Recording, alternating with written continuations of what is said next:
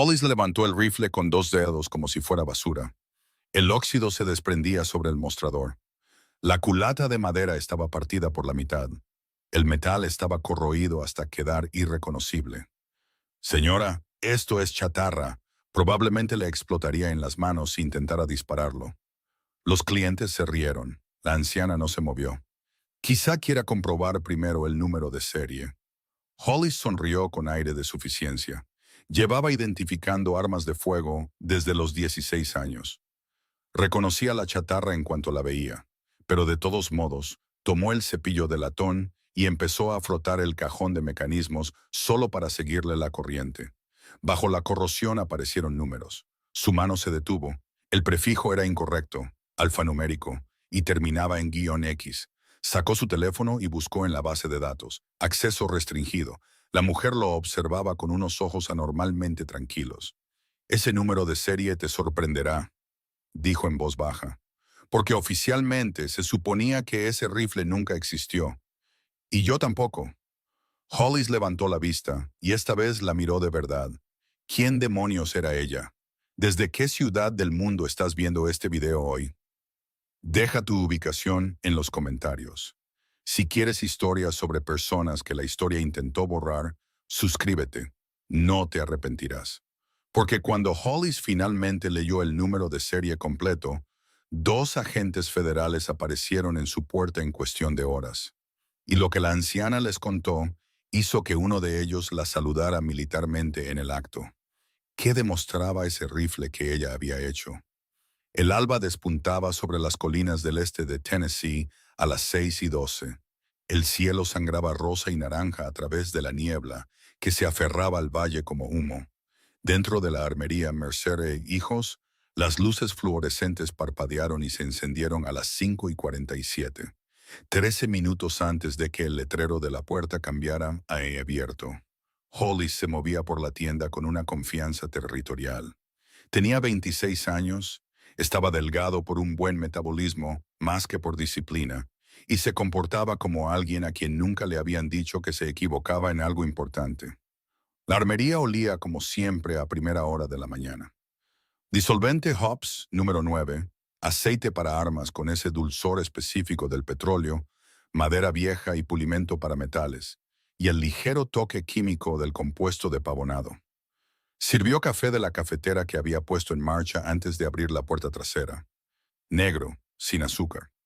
Lo bebió de pie junto al mostrador principal, revisando las grabaciones de seguridad de la noche en la tableta montada junto a la caja registradora. Nada. Nunca había nada. La tienda estaba en una carretera rural a 20 minutos de Knoxville, rodeada de tierras de cultivo y bosques. Los robos eran raros. Hollis lo comprobaba de todos modos, porque esa era la rutina. 643 días trabajando en esta tienda, la misma rutina cada mañana. Café, revisión de seguridad, limpiar las vitrinas. Las vitrinas contenían pistolas ordenadas por época y fabricante. Colt 1911, Browning High Powers, un Smith & Wesson modelo 29 niquelado que llevaba allí más tiempo del que Hollis llevaba vivo. Limpiaba el cristal con pasadas horizontales, nunca circulares. De izquierda a derecha, de arriba a abajo. Su padre le había dicho una vez que los movimientos circulares dejaban marcas. Hollis no recordaba si era verdad, pero la costumbre se le quedó. Llevaba un delantal de armero antiguo, de cuero marrón desgastado y suave en los bordes. Había pertenecido a su abuelo, aunque Hollis nunca lo conoció. El cáncer se lo llevó en el 94, 3 años antes de que Hollis naciera. El delantal le quedaba como se supone que debe quedar una herencia, como una prueba de pertenencia. A las 6:30, Hollis caminó hacia la esquina trasera de la tienda, donde había un archivador cerrado con llave contra la pared. De metal verde oliva, estilo militar, cubierto por una fina capa de polvo que nunca parecía acumularse más allá de cierto punto. La etiqueta en el cajón frontal decía, Archivo de propiedades anterior a 1980, en letras de máquina de escribir desvaídas. Le había preguntado a su padre sobre él una vez, hacía años. Su padre dijo que eran viejos registros de inventario de cuando su abuelo llevaba el negocio. Nada importante. El archivador permanecía cerrado.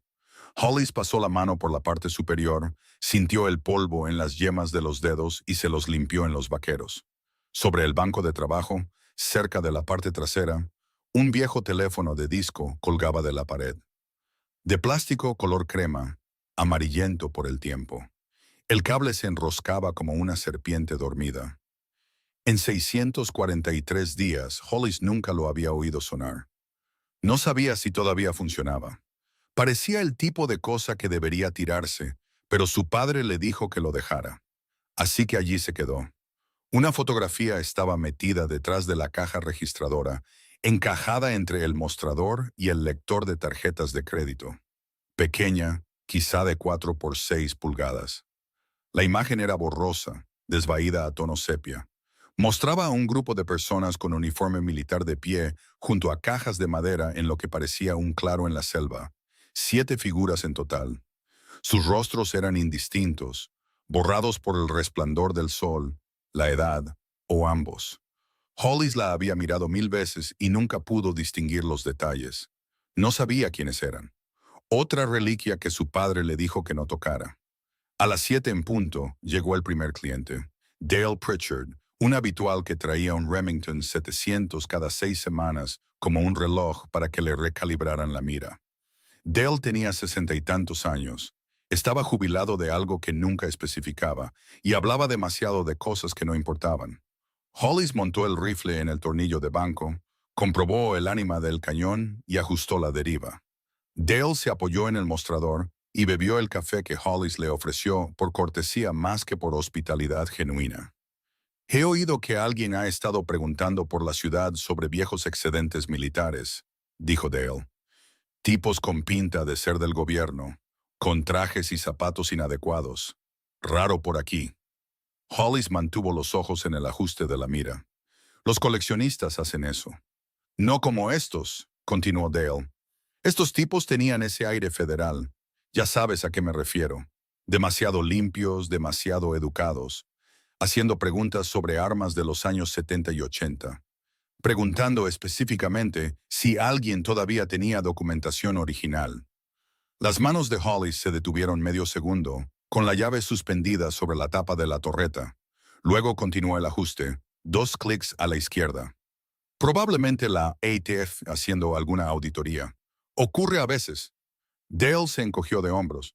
Quizá, solo pensé que era extraño. La conversación cambió de tema. Dale recogió su rifle a las 7:42, pagó en efectivo y se fue. Hollis volvió al banco de trabajo. Se quedó allí un momento mirando a la nada en particular. Luego caminó de nuevo hacia el archivador de la esquina y lo miró fijamente durante 10 segundos antes de volver al mostrador. A las 9:15, entró una pareja joven buscando una pistola para porte oculto para la mujer. Hollis les mostró 3 opciones. Una Glock 43, una Smith & Wesson Shield y una Sig-Ping 365. Explicó las diferencias de capacidad, retroceso y facilidad de uso. La mujer eligió la Glock, la opción estándar. Hollis procesó la verificación de antecedentes y los despidió con una caja de 9 milímetros y una recomendación para el campo de tiro a 2 pueblos de distancia. A las 10:30 entró Webb Calhoun. Webb tenía 71 años. Era un coleccionista especializado en armas de fuego de la época de la Guerra Civil y tenía más dinero que sentido común. Pasaba la mitad de su jubilación conduciendo a ferias de armas y ventas de propiedades buscando piezas raras. Venía a la tienda de Hollis 2 veces por semana para hablar de cosas que había encontrado o que quería encontrar. Hollis lo toleraba porque Webb compraba lo suficiente como para justificar la paciencia requerida. A las 11:18 sonó la campana sobre la puerta. Hollis levantó la vista del Colt Python que estaba limpiando y vio entrar a una mujer mayor. Se movía lentamente, no con la fragilidad de la edad, sino con un cuidado deliberado, como alguien que conserva energía. Llevaba una chaqueta de lona que había visto mejores décadas, vaqueros descoloridos y botas de trabajo cubiertas de arcilla roja. Su pelo era gris, recogido en una simple cola de caballo. Su rostro estaba surcado de arrugas, pero no era suave. Pómulos afilados. ojos que recorrían la habitación de una manera que parecía intencionada. Llevaba algo envuelto en una vieja manta de lana, verde oliva, color de dotación militar. Hollis apenas la miró. Webb estaba hablando de un rifle Springfield de retrocarga. Lo había visto en una venta de propiedades en Chattanooga. La mujer caminó hacia el mostrador y se detuvo. No dijo nada, solo se quedó allí, sosteniendo el bulto. Hollis siguió limpiando el Python. ¿Necesita ayuda para encontrar algo? La mujer no respondió de inmediato. Colocó el bulto en el mostrador con ambas manos. El movimiento fue controlado, sin dejarlo caer, sin un golpe sordo, un descenso medido, como alguien que deposita algo frágil o peligroso. Lo desenvolvió lentamente. El rifle apareció centímetro a centímetro. El óxido cubría cada superficie visible. El metal era oscuro, oxidado hasta el punto de parecer negro en algunas partes. El cañón mostraba picaduras y corrosión. La culata de madera estaba partida longitudinalmente, una grieta que iba desde la cantonera hasta el guardamanos. La veta estaba hinchada y deformada por la exposición a la humedad. Parecía algo sacado de un pantano o un sótano inundado. Hollis dejó el Python, miró el rifle, miró a la mujer, sonrió, no con malicia, sino como alguien que sonríe ante un error bien intencionado. Señora, le agradezco que haya traído esto, pero esta cosa es chatarra. Sinceramente, ni siquiera es seguro para exhibir. La madera está partida, el metal está comprometido. Si intentara disparar esto, probablemente le explotaría en las manos. Desde el pasillo de enfrente, Webb se rió entre dientes. Suena como una demanda en potencia. Hollis cogió el rifle por el cañón con 2 dedos, manteniéndolo alejado de su cuerpo como algo desagradable. El metal se sentía áspero bajo sus dedos. Escamas de óxido cayeron sobre el mostrador. «Puedo deshacerme de él por usted si quiere», dijo Hollis. «Pero no tiene ningún valor. Cero». La mujer no dijo nada. Lo observaba con ojos que no parpadeaban tan a menudo como deberían. Hollis dejó el rifle con un golpe sordo. El sonido resonó en la tienda. Otros 2 clientes habían dejado de mirar para observar. La voz de la mujer surgió tranquila, apenas por encima de un susurro. No coincidía con la rudeza de su apariencia. «Quizá quieras comprobar el número de serie antes de tirarlo». Hollis se rió, una diversión genuina. «Señora, confíe en mí. Llevo haciendo esto desde los 16 años. Reconozco la chatarra cuando la veo». Ella no se movió, no sonrió, no rompió el contacto visual. «El número de serie», repitió. «Solo compruébalo». La tienda se había quedado en silencio. Webb había dejado de hablar. Los 2 clientes cerca del estante de escopetas estaban mirando ahora. Hollis suspiró. Cogió un cepillo de latón del banco de trabajo y una botella de disolvente Hobbs. Vertió una pequeña cantidad en un trapo. «Bien, veamos qué tenemos aquí». Empezó a frotar el cajón de mecanismos donde estaría estampado el número de serie. El cepillo hacía un sonido rasposo contra el metal oxidado. Escamas negras y rojo óxido se esparcieron por el mostrador como pequeños insectos. El disolvente atravesó lentamente la corrosión. Empezaron a aparecer números. Hollis frotó más fuerte. Más números emergieron de debajo del óxido. Su mano se detuvo. El número de serie no era estándar. El prefijo era incorrecto. Alfanumérico en lugar de puramente numérico. El formato no coincidía con los modelos de producción civil. Terminaba con un guión y una letra. Guión X. Hollis dejó de frotar. Se quedó mirando los números. GX 1847-X. Nunca había visto un número de serie con ese formato. Webb se inclinó sobre el mostrador. «¿Qué encontraste?» Hollis no respondió. Sacó el teléfono del bolsillo. Abrió la aplicación de base de datos de armas de fuego que usaba para las tasaciones. Introdujo el número de serie. La aplicación buscó durante 3 segundos. Resultados de búsqueda. 5 incidencias. Probó con otra base de datos. Registro de excedentes militares. Resultados de búsqueda. Acceso restringido. ¿Qué demonios? Hollis dejó el teléfono. Caminó hacia la oficina trasera sin decir nada. La oficina era pequeña, más un armario con un escritorio. Estanterías forraban las paredes, repletas de libros de referencia, catálogos y carpetas llenas de documentación. Sacó un grueso volumen del segundo estante. Números de serie de armas pequeñas militares de los Estados Unidos, de 1945 a 1985. Cubierta roja, bordes desgastados por el uso. Hojeó las páginas. Encontró la sección sobre el formato de los números de serie. Escaneó las filas de texto. Cerca del final de la página 347, una nota a pie de página en letra pequeña. Las designaciones de serie que terminan en "-X", "-Y" o "-Z" estaban reservadas para programas de adquisición experimentales o clasificados. Registros sellados bajo la Directiva de Seguridad Nacional 47BE. Contactar con los archivos históricos del Departamento de Defensa para solicitudes de la Ley de Libertad de Información. Hollis lo leyó 2 veces. Volvió al mostrador. La mujer no se había movido. Estaba en la misma posición exacta, las manos apoyadas en el mostrador, observándolo con esa quietud inquietante. Hollis cogió el rifle de nuevo, esta vez con cuidado. Lo examinó de manera diferente ahora, con ojos profesionales en lugar de despectivos. ¿Dónde consiguió esto? Su tono había cambiado por completo. Me fue asignado. Webb se rió. ¿Asignado, señora? A las mujeres ni siquiera se les permitía entrar en unidades de combate en aquel entonces. La mujer giró lentamente la cabeza hacia Webb. No dijo nada. El silencio que siguió fue más pesado de lo que cualquier respuesta podría haber sido. Hollis ignoró el intercambio. Ahora estaba mirando el rifle. Mirándolo de verdad. Cogió una lupa del banco de trabajo. Examinó la rosca del cañón. No era estándar de fábrica. Trabajo personalizado. Mecanizado de alta precisión. Comprobó el conjunto del gatillo. Componentes de grado de competición. Ajustado para una precisión de nivel de competencia. Pasó los dedos por el cerrojo. Sintió patrones de desgaste inusuales, consistentes con el uso de un supresor. Miró la culata. Debajo de la madera partida y el daño por agua se veían grabados tenues, letras arañadas a mano en la madera. Luego deliberadamente arañadas por encima. Ocultas, pero no borradas por completo.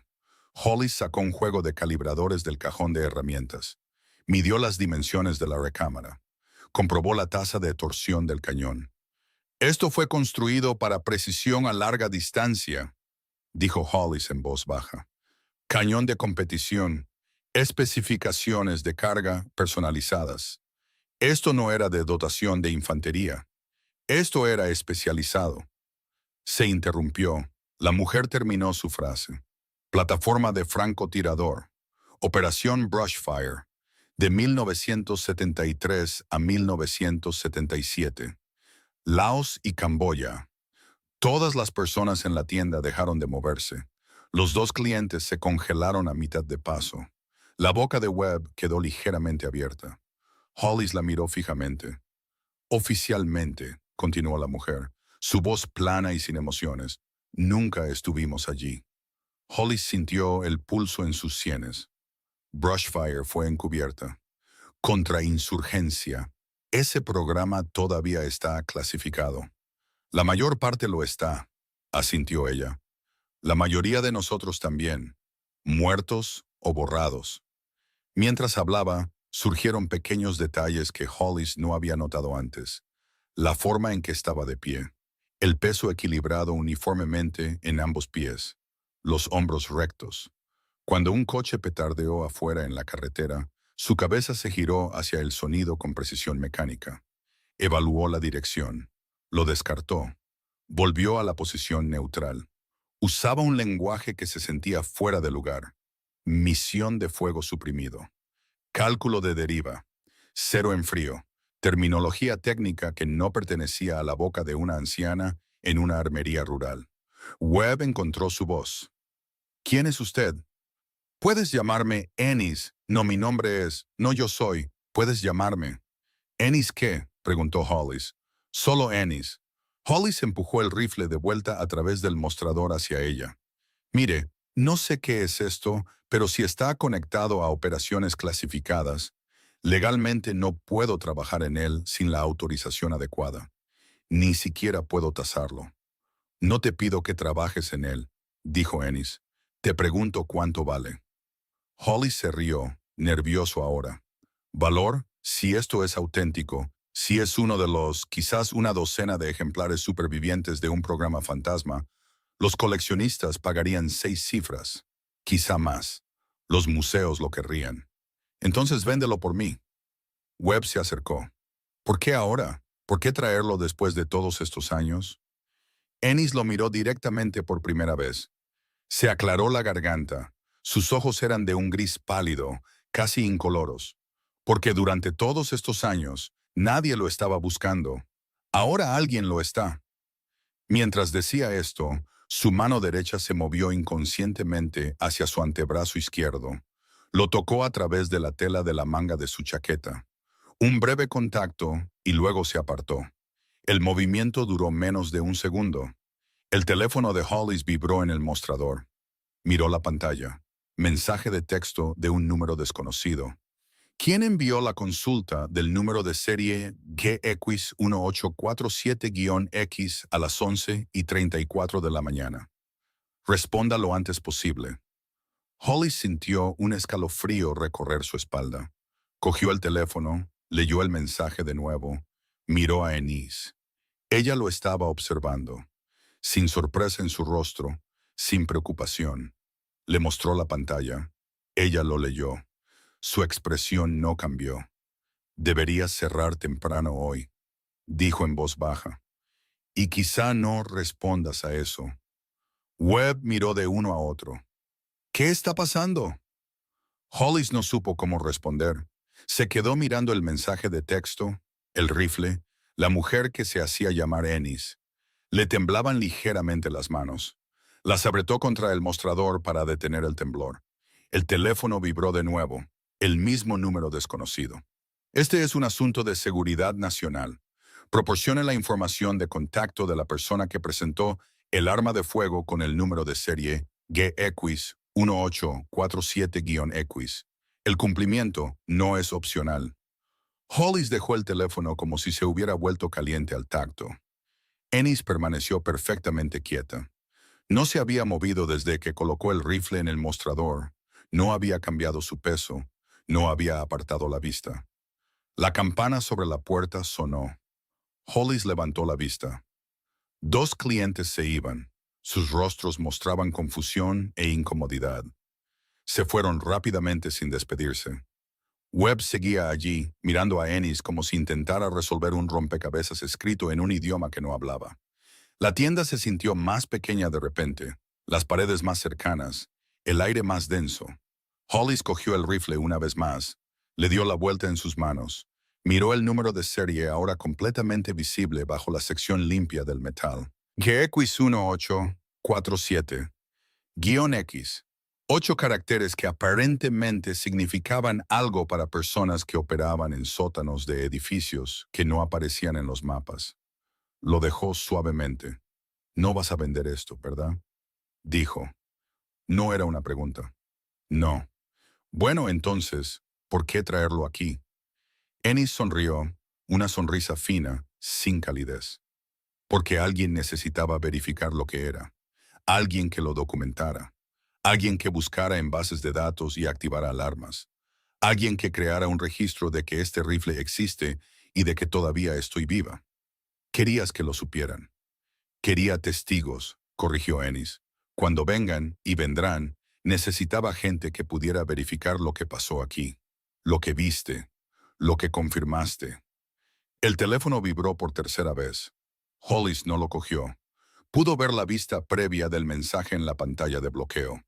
Agentes federales en camino a su ubicación. No abandone las instalaciones. No destruya pruebas. Espere la llegada. Miró a Ennis. Vienen para acá. Lo sé. ¿Cuándo?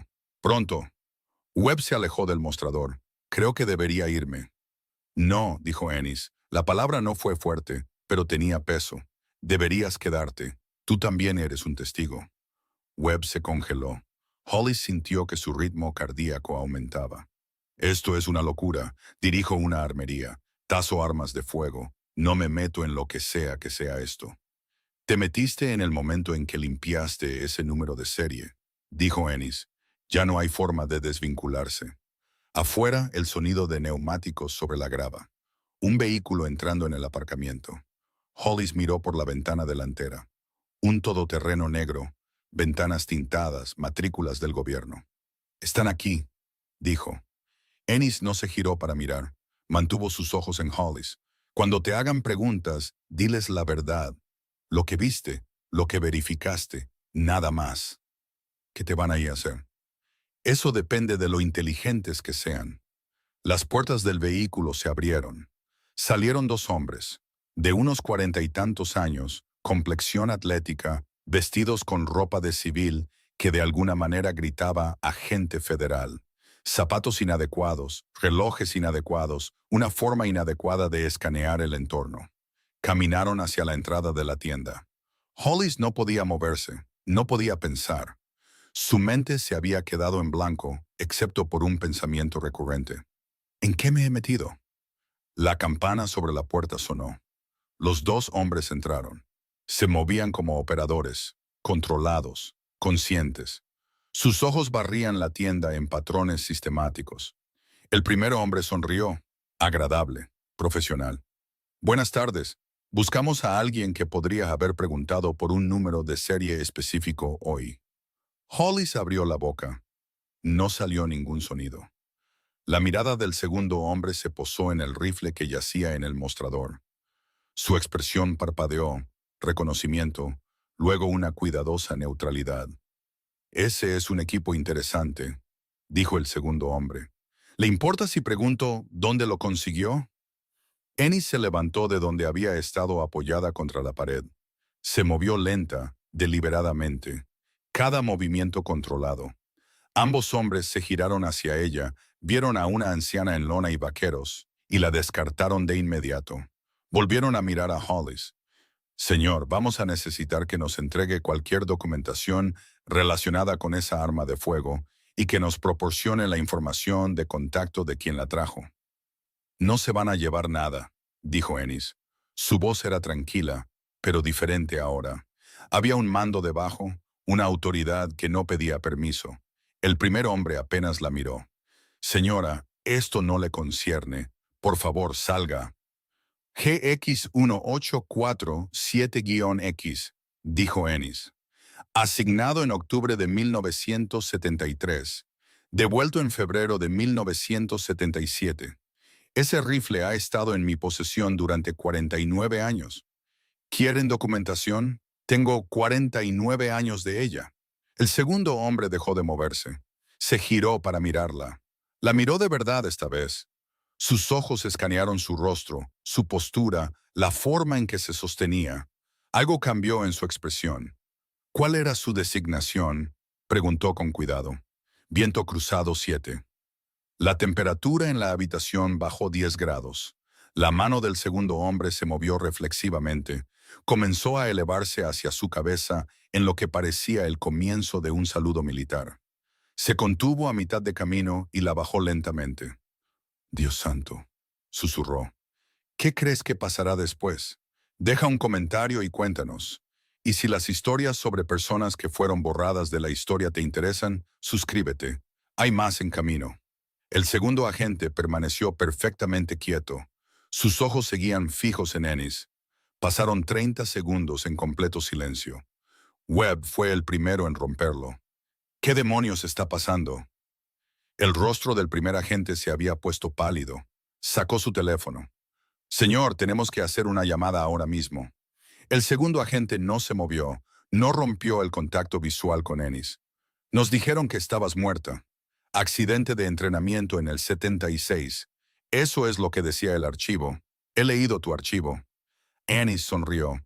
Una sonrisa fina, sin humor. Eso es lo que se suponía que debía decir el archivo. Es más fácil enterrar un programa si todos los operadores también están enterrados.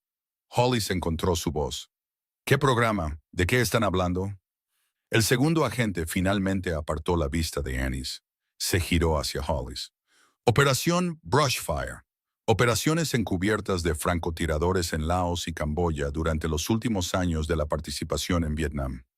Oficialmente, nunca sucedió. Los registros de personal fueron sellados o destruidos. La mayoría destruidos, corrigió Anis. Algunos de nosotros simplemente desaparecimos. El primer agente hablaba rápidamente por su teléfono ahora. Se dirigió a la parte trasera de la tienda para tener privacidad. Su voz se oía de todos modos. Sí, señor. Viento cruzado 7. Viva. Confirmado. El rifle está aquí. Número de serie autenticado. Sí, señor. La estoy viendo ahora mismo. Webb miró entre Anis y los agentes. Su boca se abrió y cerró 2 veces antes de que salieran las palabras. ¿Estás diciendo que ella era una francotiradora? ¿Para el gobierno? El segundo agente no respondió a Webb. Seguía observando a Anis como si pudiera desvanecerse si apartaba la vista.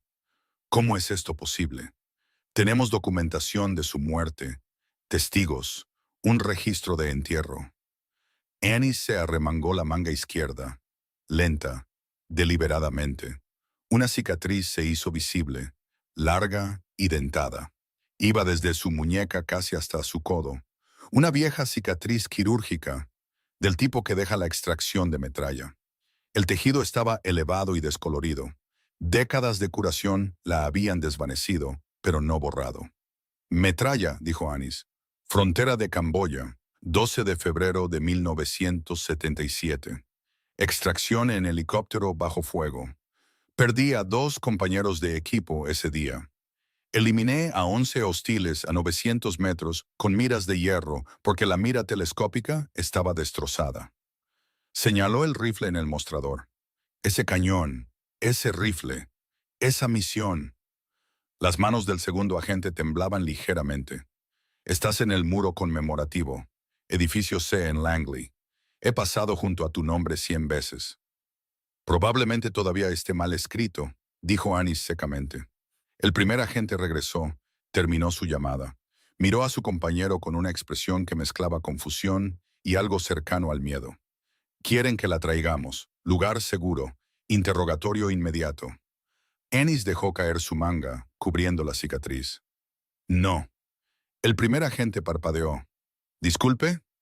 No resurgí después de 50 años para que me desaparezcan de nuevo, dijo Anis. Su voz permaneció tranquila, pero ahora tenía una autoridad absoluta. Ese rifle existe.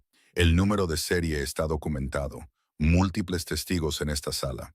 Si desaparezco, se harán preguntas. Así que esto es lo que sucederá en su lugar. Ustedes se van, yo me quedo con el rifle, y cuando sus superiores se den cuenta de que no pueden borrarme 2 veces, podrán decidir si quieren que la historia se cuente en voz baja o en voz alta. El segundo agente miró a su compañero. Alguna comunicación no verbal pasó entre ellos. Años de trabajo juntos comprimidos en una mirada. El segundo agente se volvió hacia Anis. Esta vez, su mano completó el movimiento que había comenzado antes. Un saludo militar completo. Firme. Sostenido. Anis no lo devolvió, solo asintió una vez. Los agentes se movieron hacia la puerta.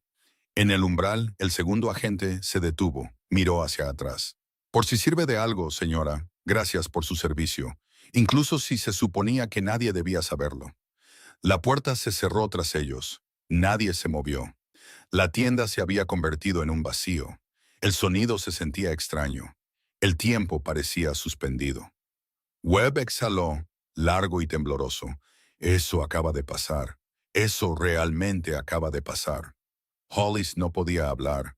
Su mente intentaba procesar información que no encajaba en ningún marco que entendiera. La mujer que estaba en su tienda había estado muerta durante casi 50 años. Excepto que no estaba muerta. Estaba aquí. Y agentes federales acababan de saludarla. Anis caminó hacia el banco de trabajo. Comenzó a recoger las partes del rifle. Las envolvió de nuevo en la manta de lana con movimientos cuidadosos y practicados. Mentí antes, dijo. No lo voy a vender, solo necesitaba que alguien verificara lo que era. Ahora está verificado. ¿Por qué? La voz de Hollis se quebró. ¿Por qué ahora? ¿Por qué después de todo este tiempo? Anis dejó de envolver, se quedó quieta un momento. Cuando habló, su voz tenía un peso que no había estado allí antes. Porque se están muriendo. Los hombres que dirigieron Brushfire, los generales que firmaron las órdenes, los oficiales de inteligencia que planearon las misiones. Ahora son viejos, se están muriendo, llevándose la verdad con ellos. Quería que alguien lo supiera antes de que el último de ellos se vaya, que todavía queda uno de nosotros que recuerda. Webb se acercó. ¿De verdad lo eras?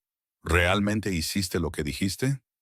Ennis recogió el rifle envuelto, lo sostuvo contra su pecho como algo precioso. 9 eliminaciones confirmadas. 11 probables. Todos combatientes enemigos. Todos en defensa de compañeros de equipo que nunca volvieron a casa. Tocó el rifle a través de la manta. Este fue mi servicio. Nadie preguntó si yo pertenecía allí. El enemigo seguro que sabía que sí. Caminó hacia la puerta. La campana sonó cuando la abrió. Holly se encontró moviéndose. Espera. Annie se detuvo, no se dio la vuelta. ¿Qué pasa ahora? Eso depende de cuánta gente te crea, dijo Anis, y de lo alto que estés dispuesto a contar la historia. Se fue. La puerta se cerró. La campana sonó de nuevo. Hollis y Webb se quedaron en silencio, mirando la puerta vacía. En el banco de trabajo, algo captó la luz. Hollis se acercó y encontró un único casquillo de latón donde había estado el rifle. Debió haberlo dejado allí mientras envolvía el arma. Lo recogió, le dio la vuelta en sus dedos. Estampado en la base, 7.60 y 2 por 50 y 1 milímetros OTAN, 1974. Prueba física, evidencia tangible, una reliquia de una guerra que oficialmente nunca ocurrió. Webb se movió a su lado, miró el casquillo. ¿Le crees? Hollis dejó el casquillo suavemente.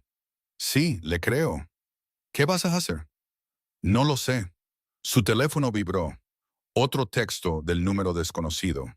No discuta este incidente con nadie. Protocolos de seguridad nacional en efecto. La violación resultará en enjuiciamiento federal. Hollis se lo mostró a Webb. Webb lo leyó, se rió, una risa nerviosa y aguda. Te están amenazando ahora, aparentemente. ¿Vas a hacerles caso? Hollis miró el casquillo de latón, la fotografía metida detrás de la caja registradora, el archivador cerrado en la esquina que de repente parecía importante de una manera que no lo había sido una hora antes. No lo sé, dijo de nuevo. Webb se fue 20 minutos después. Le dijo a Hollis que necesitaba un trago. Quizá varios tragos. Quizá una botella entera. Hollis cerró la puerta con llave tras él, giró el letrero a cerrado, aunque solo era la 1 de la tarde. Se quedó en la tienda vacía. Las luces fluorescentes zumbaban sobre su cabeza. El olor a disolvente de armas y pulimento de metales flotaba en el aire como siempre. Todo parecía igual. Nada era igual. Hollis caminó hacia el archivador, lo miró fijamente. La cerradura era vieja, probablemente podría forzarse con las herramientas adecuadas. Él tenía las herramientas. Creció aprendiendo sobre cerraduras como parte del entrenamiento de armero, entendiendo mecanismos, cómo encajan las cosas. No forzó la cerradura. En su lugar, abrió el cajón debajo de la caja registradora. Encontró el llavero de repuesto que su padre guardaba allí. 7 llaves. La mayoría las reconoció. Llaves del edificio. Llaves de la caja fuerte de armas. Llaves de las vitrinas. Una que no reconoció. Pequeña, de latón. Parecía que encajaba en un archivador. Hollis caminó hacia el archivador, probó la llave. Giró. La cerradura hizo clic. El cajón se deslizó para abrirse. Dentro había archivos, carpetas de Manila, docenas de ellas, organizadas por año, con etiquetas escritas con una caligrafía precisa, registros de despliegue, órdenes de requisición, resúmenes de misiones. Hollis sacó una carpeta al azar, la abrió. Formulario de requisición de armas, fechado en abril de 1974, solicitando la entrega de munición especializada, 7.62 OTAN de grado de competición, especificaciones de carga suprimida. El lugar de entrega figuraba como base de fuego hotel, coordenadas censuradas. La firma de autorización era ilegible, pero estaba estampada con un sello que Hollis no reconoció. Sacó otra carpeta. Informe de misión, agosto de 1975. Objetivo eliminado a larga distancia. Identificación positiva confirmada. Extracción del equipo exitosa. Sin bajas. Designación del operador. Viento cruzado 7. Hollis dejó la carpeta. Sus manos temblaban de nuevo. La tienda de su abuelo no había sido solo una armería. Había sido un depósito, un punto de suministro para operaciones encubiertas. Su abuelo había sido parte de esto, parte de Brushfire. La fotografía detrás de la caja registradora. Hollis la sacó, la miró de nuevo con una nueva comprensión. 7 figuras en uniforme, de pie junto a cajas de madera. Un claro en la selva. Rostros oscurecidos. Una figura ligeramente más baja que las demás. Una postura que ahora reconocía. La de Ennis, 49 años atrás, de pie con su equipo. Hollis le dio la vuelta a la fotografía. Escritura a mano en el reverso, desvaída pero legible. Unidad Viento Cruzado, abril de 1975, después del reabastecimiento en la base de fuego Hotel. Que todos vuelvan a casa. No todos habían vuelto a casa. Hollis se sentó en el mostrador, se llevó la cabeza a las manos, intentó procesar información que seguía expandiéndose más allá de su capacidad para contenerla. Su teléfono sonó. Una llamada real esta vez. Número desconocido, respondió. ¿Hola? Hollis jadeó. Señor Hollis, mi nombre es Coronel Marcus Reeves, retirado. Entiendo que hoy tuvo un encuentro que planteó algunas preguntas. La voz era mayor, autoritaria, con cadencia militar incluso en la jubilación. No sé qué se me permite decir, respondió Hollis. Se te permite escuchar, dijo Reeves. La mujer que visitó su tienda formaba parte de un programa que salvó vidas estadounidenses.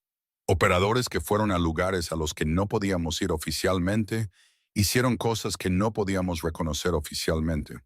Cuando el programa terminó, se les dio una opción: desaparecer en nuevas identidades con apoyo total o enfrentarse a audiencias en el Congreso que los habrían destruido y expuesto métodos que todavía usamos hoy.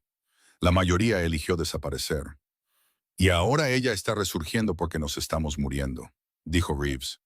Los hombres que saben lo que realmente pasó, lo que esos operadores sacrificaron, somos viejos. Cáncer, enfermedades del corazón, el tiempo. La verdad muere con nosotros si alguien no habla. ¿Por qué yo?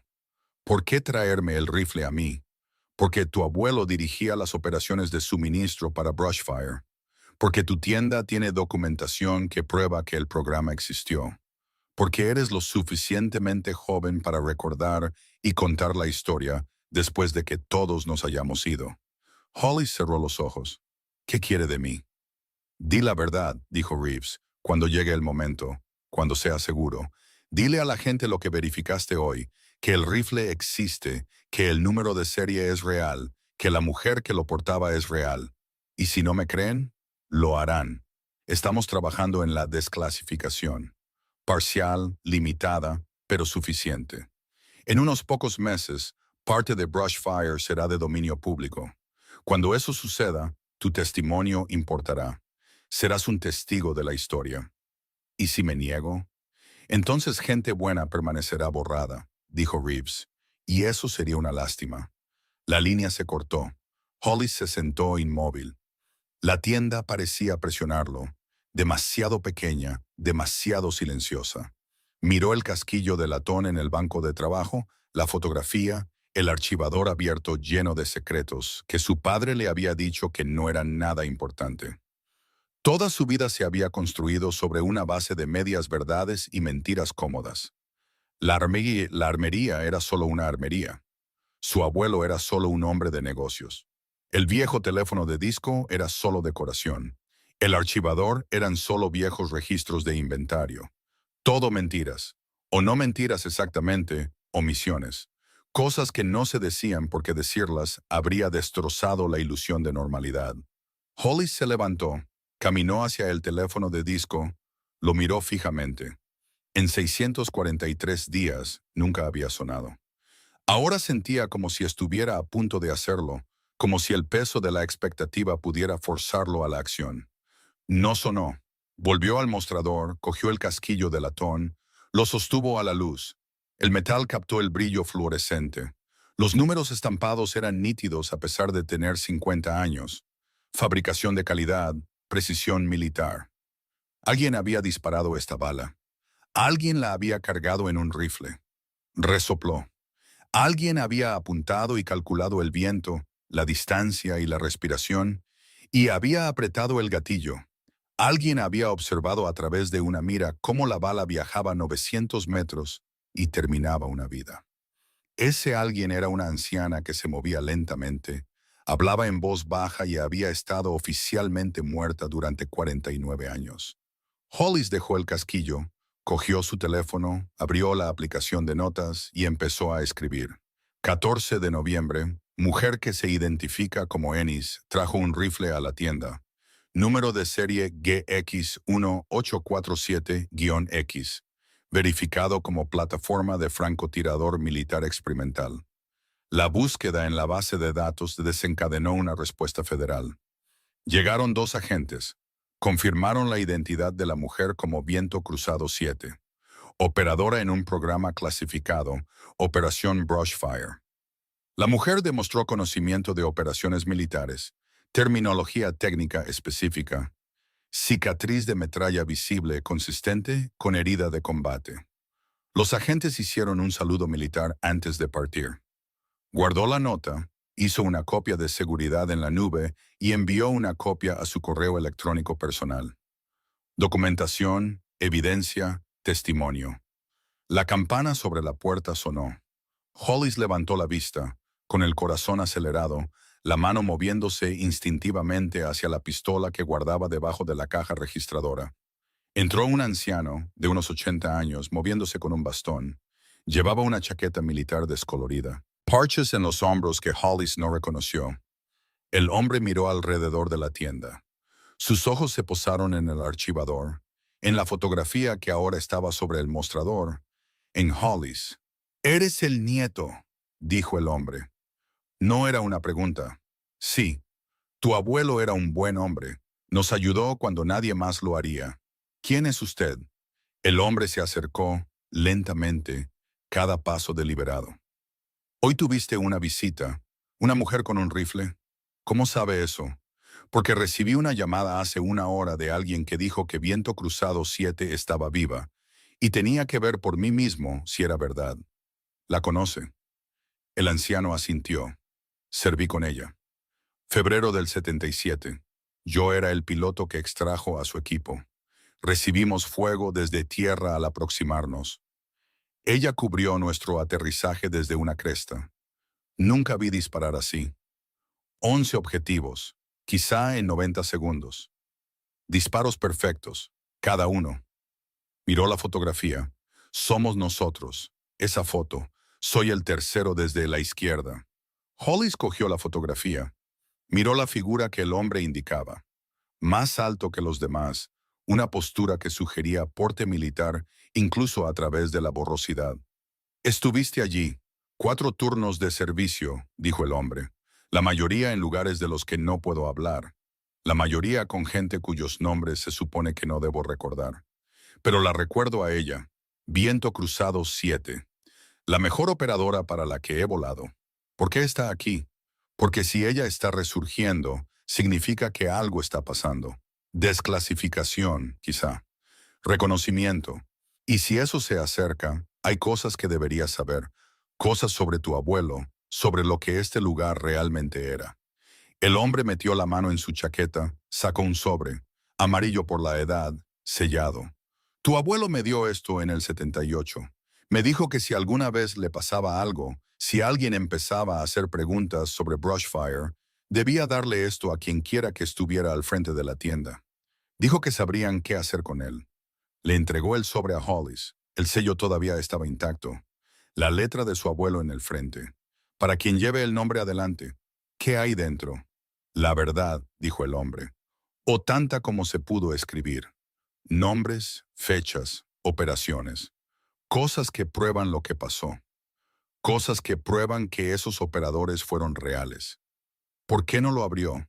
Porque no estaba dirigido a mí. Y porque algunas verdades son peligrosas. Tu abuelo lo sabía. Se aseguró de que la información sobreviviera, pero permaneciera oculta hasta que fuera seguro. El hombre se giró hacia la puerta, se detuvo. Dile que me acuerdo, dijo. Dile a Viento Cruzado 7 que Pelícano 3 se acuerda, y que me alegro de que llegara a casa. Se fue. La campana sonó, la puerta se cerró. Hollis se quedó sosteniendo el sobre. El papel se sentía frágil, como si pudiera desintegrarse si lo agarraba con demasiada fuerza. Lo puso sobre el mostrador. Lo miró fijamente.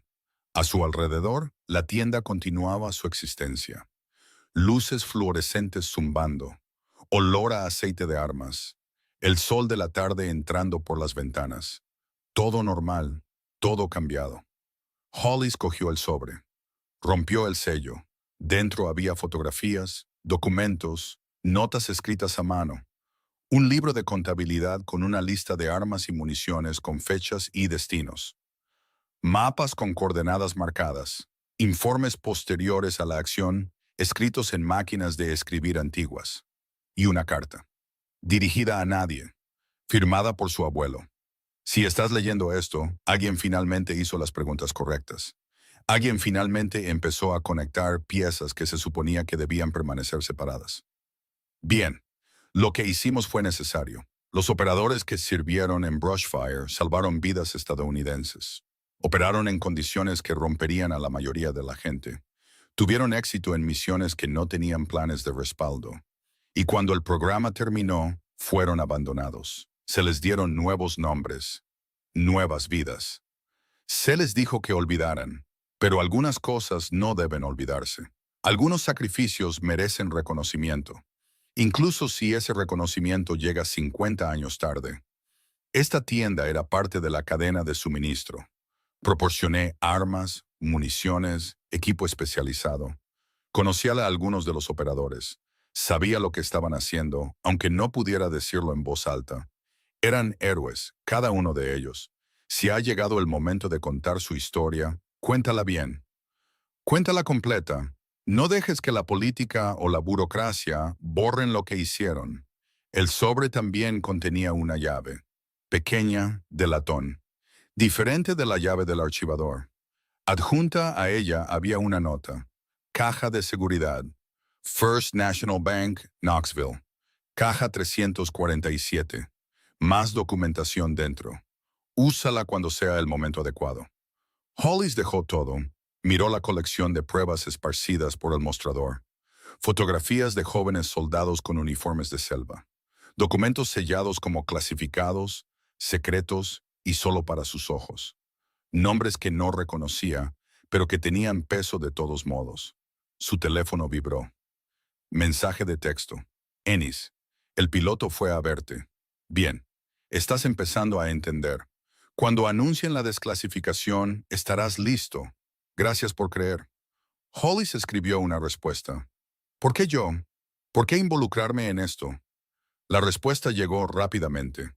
Porque tu abuelo te confió su legado, aunque aún no lo supieras. Porque verificaste la verdad cuando habría sido más fácil descartarla. Porque los testigos importan y porque estoy cansada de estar muerta. Hollis se sentó. El agotamiento lo golpeó como un peso físico. El día había comenzado normalmente. Café a las 6 en punto. Revisión de seguridad. Limpieza de vitrinas. Ahora sostenía pruebas de operaciones clasificadas y se comunicaba con una mujer que había sido borrada de la historia. El teléfono de disco sonó.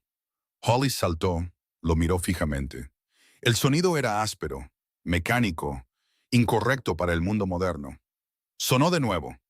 Se levantó, caminó hacia él, cogió el auricular. Hola. Estática. Luego una voz, masculina, mayor, formal. Esta línea ha estado inactiva durante 38 años. Si está sonando ahora, significa que alguien activó el protocolo de emergencia. ¿Es el nieto? Sí. Entonces escucha con atención. La operación Brushfire está siendo parcialmente desclasificada. Anuncio público en 6 semanas. Audiencia en el Congreso en 8 semanas. Necesitamos testigos que puedan verificar que el programa existió. Gente con documentación. Gente con credibilidad. Tu abuelo preparó esto hace décadas.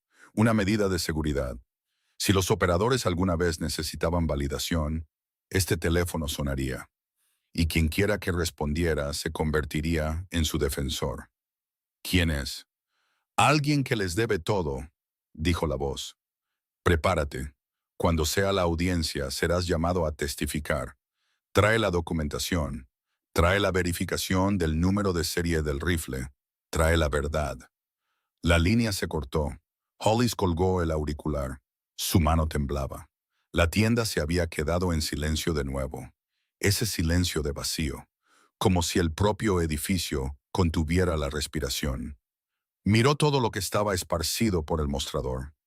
Evidencia, testimonio, verdad. 6 semanas hasta el anuncio público, 8 semanas hasta la audiencia en el Congreso. 8 semanas para prepararse para contarle al mundo sobre personas que habían sido fantasmas durante 50 años. Hollis cogió la fotografía una vez más. Estudió los rostros que no podía ver del todo. El equipo de pie en un claro de la selva junto a cajas de madera. Jóvenes haciendo cosas peligrosas en lugares donde no se suponía que debían estar. Uno de ellos todavía estaba vivo, todavía luchando, todavía exigiendo reconocimiento. Y ahora él era parte de esa lucha, lo hubiera elegido o no. El casquillo de latón volvió a captar la luz. Brilló, pequeño y significativo. Una bala disparada hace 50 años que todavía estaba encontrando su objetivo. Hollis cerró el archivador. Recogió los documentos del sobre. Los guardó en la caja fuerte debajo de la caja registradora. Mañana iría al banco. Recuperaría lo que hubiera en la caja 347. Empezaría a organizar las pruebas. Empezaría a preparar el testimonio. Esta noche se sentaría en la tienda silenciosa e intentaría comprender cómo toda su comprensión de la historia de su familia había sido reescrita en 6 horas. La fotografía volvió a la pared, correctamente enmarcada ahora, etiquetada, honrada. El casquillo de latón fue a una pequeña vitrina, montado sobre terciopelo, una tarjeta de descripción debajo. 7.62 OTAN, 1974. Operación Brushfire. Disparado en defensa de vidas estadounidenses. Llevado a casa por Viento Cruzado 7. Prueba física. Evidencia tangible. La verdad hecha visible. Si esta historia te conmovió, compártela con alguien que necesite escucharla. Y si crees que algunas verdades merecen ser contadas sin importar cuánto tiempo hayan estado enterradas, suscríbete. Hay más historias como esta. Más personas que merecen ser recordadas. 6 semanas pasaron como agua entre los dedos. Hollis pasó la mayor parte de ese tiempo en la oficina trasera de la armería Mercer e Hijos, organizando documentación que había estado oculta durante décadas. La caja de seguridad en el First National Bank había contenido exactamente lo que la nota de su abuelo prometía. Informes de misión, registros de despliegue, fotografías de operadores cuyos rostros finalmente estaban claros, nombres que coincidían con las designaciones. Viento Cruzado, 7 figuraba como la teniente Sarah Ennis Carthage, 23 años cuando fue desplegada, 27 cuando desapareció. El anuncio de desclasificación llegó un martes por la mañana en enero. Comunicado de prensa del Departamento de Defensa. Breve, clínico.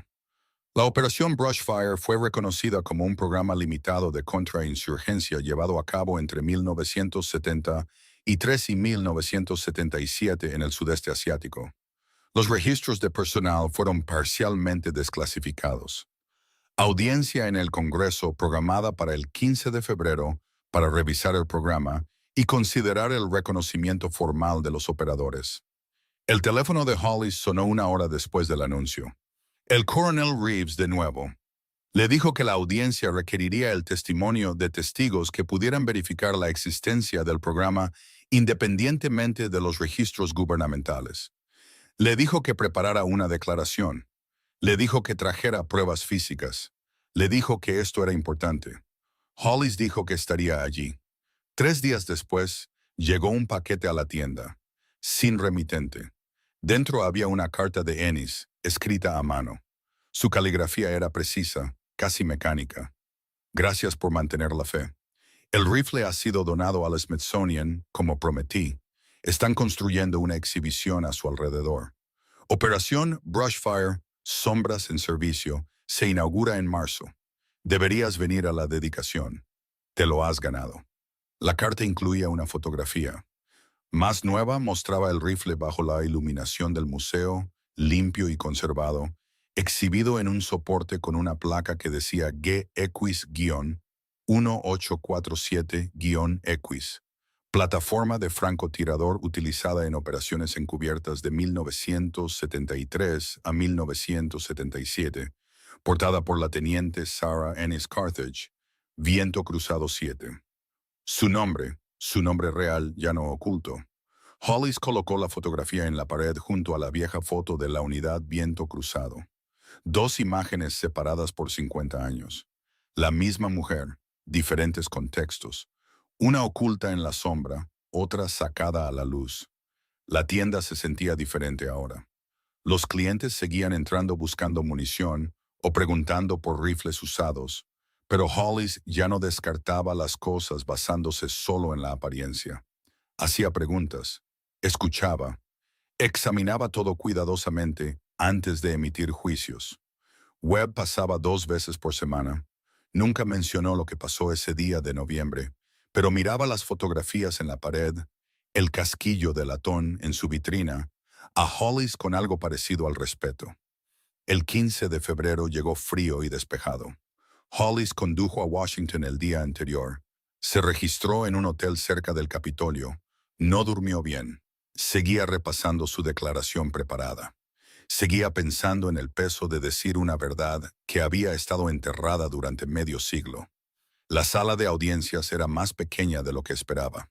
Paredes con paneles de madera, filas de asientos para observadores, una larga mesa al frente donde se sentaban 5 congresistas, equipos de cámara posicionados a los lados, quizá 40 personas presentes.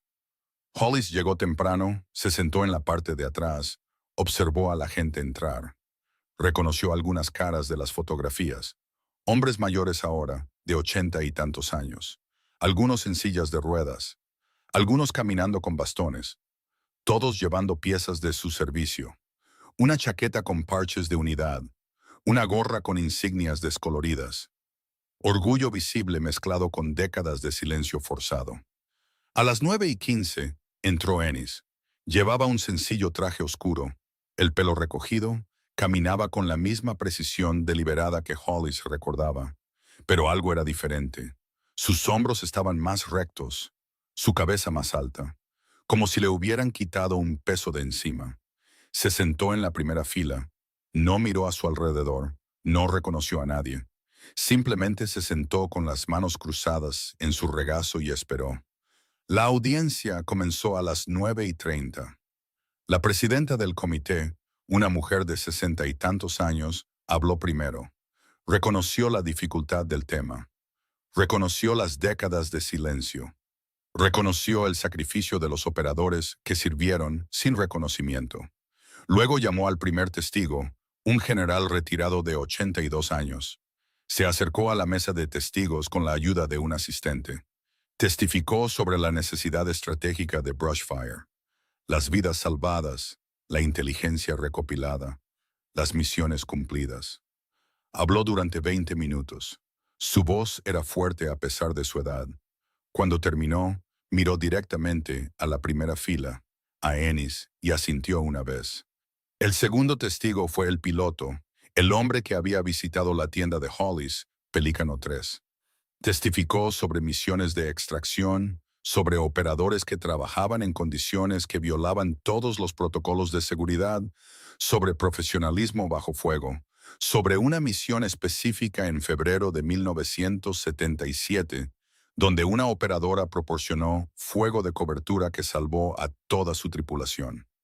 No nombró a Ennis, no fue necesario. Todos en la sala sabían a quién se refería. El tercer testigo fue Hollis. Caminó hacia la mesa, dejó la carpeta con su documentación, prestó juramento y se sentó. La presidenta del comité le pidió que dijera su nombre y su relación con la operación Brushfire. Mi nombre es Hollis Mercer. Soy dueño de una armería en Tennessee que fue operada por mi abuelo durante la era de Brushfire. Hollis jadeó. En noviembre del año pasado, una mujer trajo un rifle a mi tienda para tasarlo. El rifle llevaba el número de serie GX-1847-EQUIS. Las búsquedas en la base de datos lo identificaron como equipo militar clasificado. La mujer se identificó como la operadora a la que se le asignó el rifle. Agentes federales llegaron en cuestión de horas y confirmaron su identidad. Posteriormente descubrí documentación en los archivos de mi abuelo que probaba que su tienda sirvió como depósito de suministros para las operaciones de Brushfire. La presidenta preguntó si traía pruebas físicas. Hollis abrió la carpeta, sacó el casquillo de latón en su estuche protector y lo levantó. Este casquillo fue dejado por la operadora, fechado en 1974, 7.62 OTAN, disparado durante una misión que está documentada en los archivos que mi abuelo mantenía. Lo puso sobre la mesa, sacó las fotografías. La unidad Viento Cruzado en 1975. Requisiciones de armas, informes de misión, resúmenes posteriores a la acción. Los puso todos sobre la mesa. Esta es la prueba de que la operación Brushfire existió, de que los operadores sirvieron, de que cumplieron misiones, de que merecen reconocimiento. Los miembros del comité examinaron las pruebas, se pasaron documentos entre ellos, hicieron preguntas sobre la autenticación, sobre la cadena de custodia, sobre cómo Hollis sabía que los documentos eran genuinos. Porque mi abuelo era meticuloso, dijo Hollis. Porque sabía que algún día la verdad necesitaría pruebas. Porque creía que estas personas importaban. La presidenta asintió. Gracias, señor Mercer. Esta documentación se incluirá en el registro oficial. Hollis volvió a su asiento. Le temblaban las manos, adrenalina y alivio mezclados. La presidenta llamó a la última testigo, la teniente Sarah Ennis Carthage, Viento Cruzado 7. La sala se quedó en silencio. Ennis se levantó, caminó hacia la mesa de testigos, se movió con esa misma precisión controlada, se sentó, prestó juramento. Su voz era firme. La presidenta habló con cuidado. Teniente Carthage, gracias por su disposición a testificar. Entendemos que esto es difícil dadas las circunstancias de su servicio y su posterior borrado de los registros oficiales. Para que conste, ¿puede confirmar su identidad y designación de servicio? Mi nombre es Sarah Ennis Carthage. Serví como Viento Cruzado 7 en la operación Brushfire desde octubre de 1973 hasta febrero de 1977. Fui francotiradora. Completé 42 misiones, 9 eliminaciones confirmadas, 11 probables, todos combatientes enemigos, todos en defensa del personal estadounidense. La presidenta continuó. El comité ha revisado informes de misión desclasificados que hacen referencia a su designación. Sin embargo, los registros oficiales de personal la listan como fallecida en un accidente de entrenamiento en 1976. ¿Puede explicar esta discrepancia? La expresión de Ennis no cambió. Cuando Brushfire fue terminada, a los operadores se les dieron dos opciones: enfrentarse a una investigación del Congreso que expondría métodos operativos todavía en uso o aceptar nuevas identidades y desaparecer. Elegí la desaparición. Mi muerte fue fabricada para facilitar esa transición. ¿Por qué presentarse ahora? Porque los hombres que hicieron posible esa elección se están muriendo. Porque sus familias merecen saber lo que significó su servicio. Porque estoy cansada de ser un fantasma. Su voz se quebró ligeramente en la última palabra, la primera señal de emoción que Hollis había visto en ella. Los miembros del comité deliberaron en voz baja. Luego, la presidenta volvió a hablar. Teniente Carthage, este comité reconoce su servicio y sacrificio. Reconocemos las circunstancias extraordinarias bajo las cuales operó y la injusticia de su borrado del reconocimiento oficial. Es la recomendación de este comité que a usted y a sus compañeros operadores de Brushfire se les otorgue la estrella de inteligencia por valor en operaciones clandestinas. La sala estalló, no en caos, en silencio. Silencio completo. Luego una persona se levantó, uno de los ancianos en la primera fila. Levantó la mano en un saludo. Firme, militarmente perfecto. Otro se levantó. Otro saludo. En 30 segundos, todos los veteranos en la sala estaban de pie, manos levantadas, honrando a una mujer que había estado muerta durante 50 años. Ennis permaneció sentada. No devolvió los saludos, pero sus ojos se movieron por los rostros, reconociendo a algunos, recordando. La presidenta del comité también se puso de pie. Los otros miembros la siguieron, no saludando, sino de pie, mostrando respeto a través del único gesto disponible. El momento se mantuvo. 10 segundos, 20, 30. Luego Ennis se levantó, asintió una vez a la sala, se dio la vuelta y salió. La audiencia se levantó. Hollis se sentó congelado, viendo a los veteranos bajar las manos, viéndolos sentarse, viéndolos secarse los ojos con el dorso de las manos. Webb estaba allí, sentado 3 filas más adelante. Se giró y miró a Hollis, asintió. Un entendimiento pasando entre ellos sin palabras. Fuera de la sala de audiencias, Hollis encontró a Ennis sola en el pasillo. Estaba mirando por una ventana a la ciudad de abajo, las manos entrelazadas a la espalda. Postura militar incluso ahora. Eso fue valiente, dijo Hollis. Ella no se giró. Era algo que se debía hacer hace mucho tiempo. ¿Qué pasa ahora? Servicio conmemorativo en Arlington, el próximo mes. Van a añadir nombres al monumento de Brushfire. 17 de nosotros todavía estamos vivos. Estaremos allí. Y después de eso, finalmente lo miró, sonrió, pequeña, genuina. Después de eso dejo de esconderme. Quizá escriba un libro, quizá simplemente viva tranquilamente sabiendo que la verdad finalmente está registrada.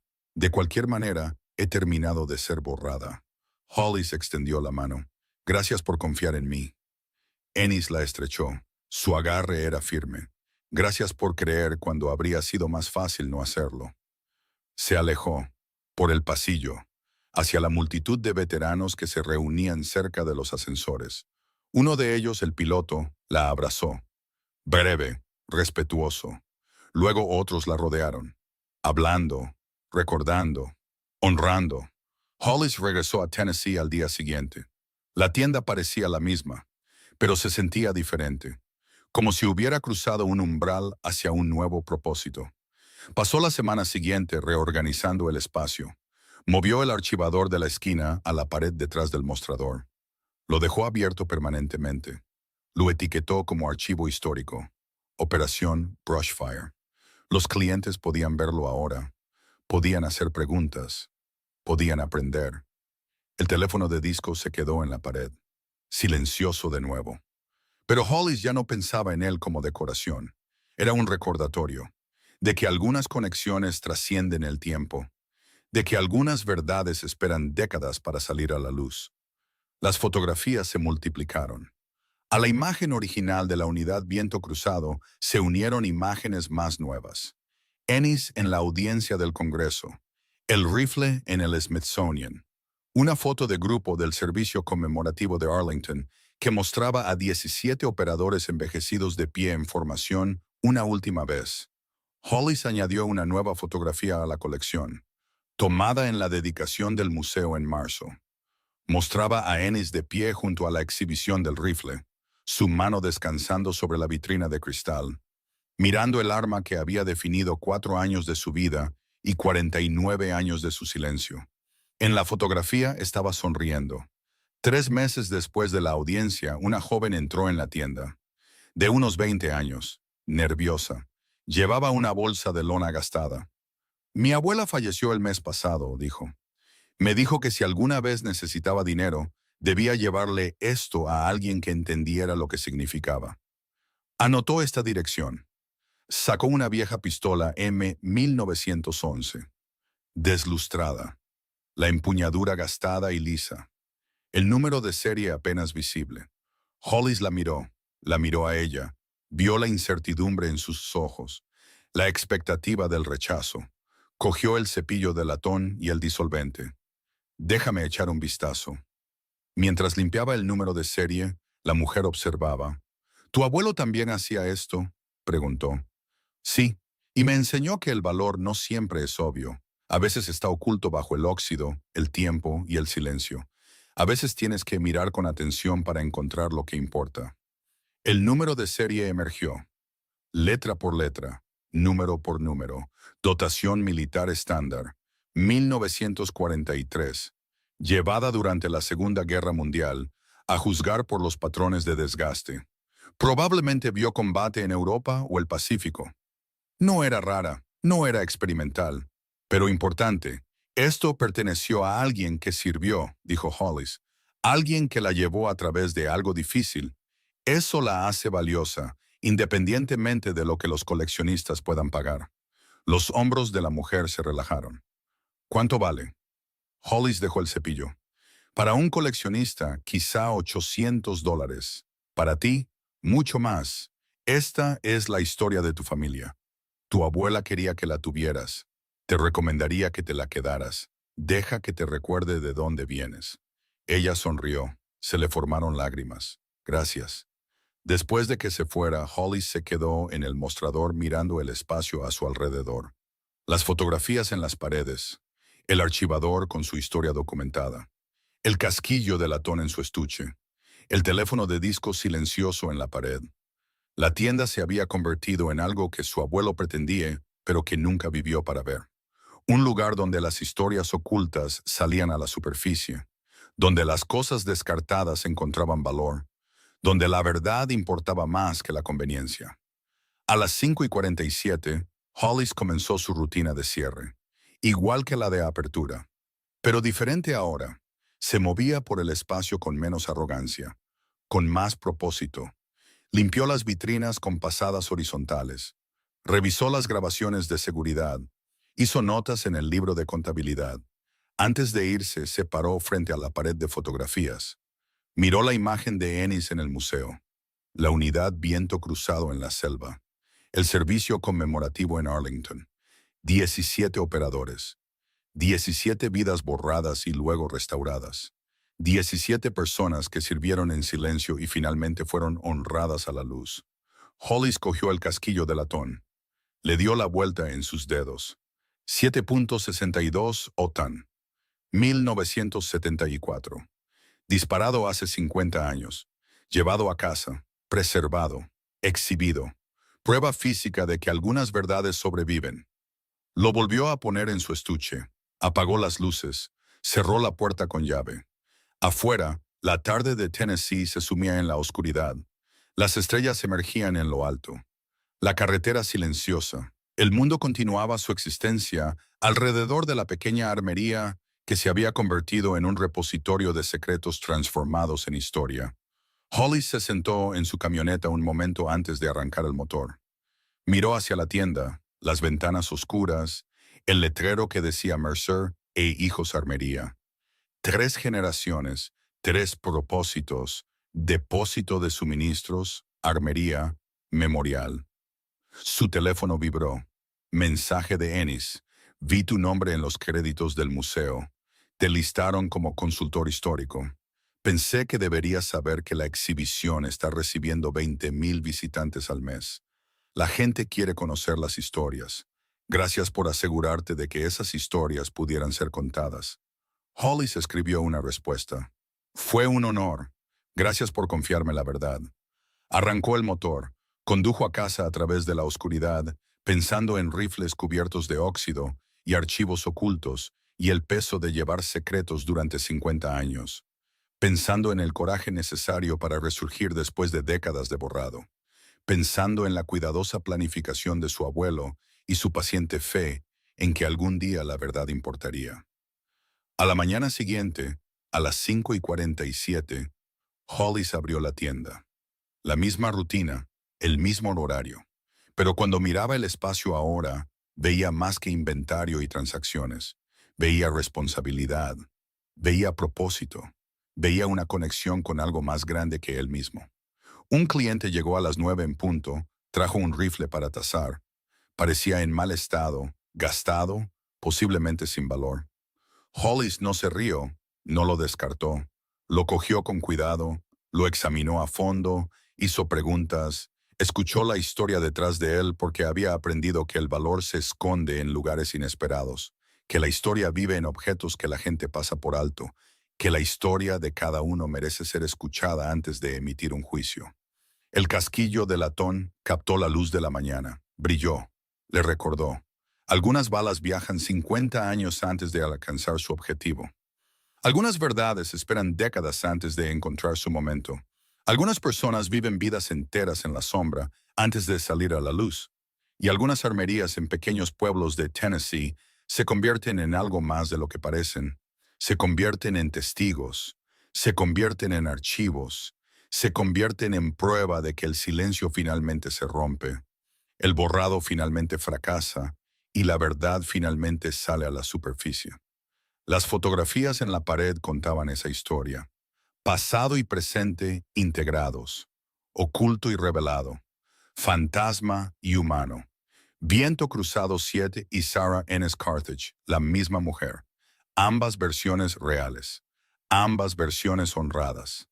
Hollis se paró en el mostrador, miró el rifle en sus manos, miró al cliente que esperaba su evaluación, miró el espacio que le había enseñado a ver más allá de las apariencias superficiales, y comenzó su examen de la manera en que ahora comenzaba todo, con cuidado, con respeto, con el entendimiento de que lo que parece inútil podría ser invaluable, que lo que parece roto podría estar completo, que lo que parece un final podría ser un comienzo. La luz de la mañana llenó la tienda, el olor a aceite de armas y madera vieja, las fotografías observando, el archivo abierto, la verdad preservada. Y en algún lugar de esa luz, el recuerdo de una anciana colocando un rifle cubierto de óxido en un mostrador y cambiando silenciosamente todo. ¿Alguna vez has visto a alguien recibir el reconocimiento que merecía después de años de ser ignorado? Comparte su historia en los comentarios. Y si crees que la verdad importa, sin importar cuánto tarde en salir a la luz, suscríbete. Estas historias deben ser contadas. Estas personas deben ser recordadas.